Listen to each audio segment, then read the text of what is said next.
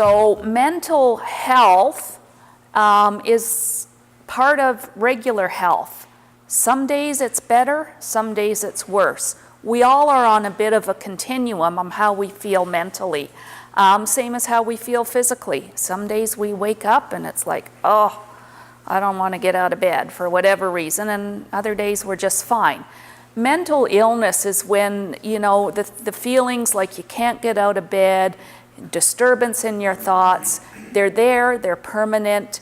You know, the anxiety, those feelings of tension or foreboding, they don't go away. How many Canadians will experience a mental health problem in the course of a year? 1 in how many, do you think? 1 in 5 actually in a year, and in the course of their life, 1 in 3. So, you know, some mental illnesses don't last forever, depending. And that's the other thing. I mean, mental illness isn't one thing. It's many different illnesses. So there's different treatments, different things to consider. So here's some national statistics, and these are Canadian statistics. And mental illness can affect everyone regardless of age. However, most people find that it comes on during their late teens or their early 20s. 30% of both short-term and long-term disability claims are attributed to mental health.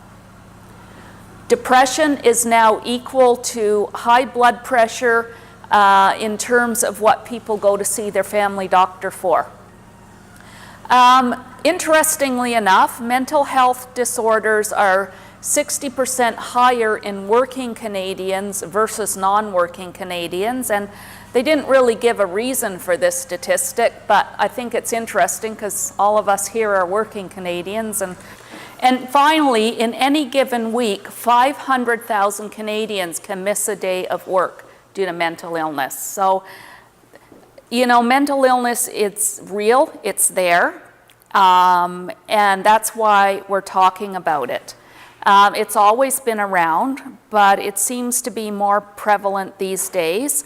I've had a lot of people ask me why, and I'm not 100% sure, but I have some theories. I mean, one theory I think is we're more aware of it, we're more open to it and more accepting of it, so people aren't as afraid to talk about it. But also the stresses of modern day life, and also, you know, a lot of the things that we're exposed to chemically, in our foods, in the air, in pollution, all these things, you know, may or may not have an impact on our mental health as well. So lots of things can impact.